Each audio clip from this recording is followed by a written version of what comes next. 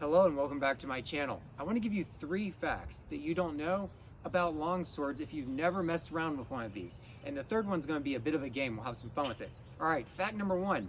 Pretty much everybody that picks one of these up for the first time goes, whoa, this is way lighter than I actually thought.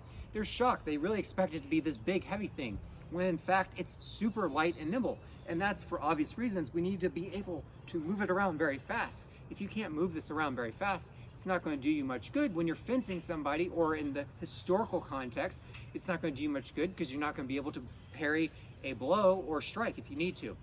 Fact number 2 is that using these, just as much as it involves blade work and technique, it involves footwork.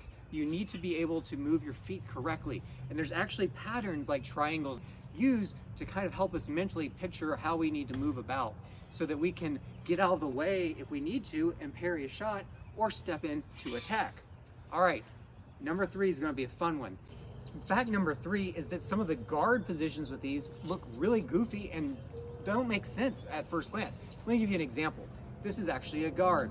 This is called fool's guard. It looks like I'm wide open, but in fact, I can get my blade into action and attack very quickly from this guard. All right, here's the game. I'm going to do a guard, and I want you to think about where I'm likely going to attack next. Okay, here's the guard.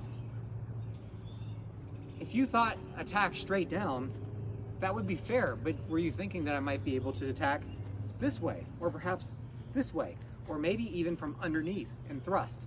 That's why this blade is so light and quick to get into action and why it works so well. I hope you found this very interesting. If you'd like more of this content, let me know. Let me know your thoughts. I will respond, and please consider subscribing to my channel. Thanks so much.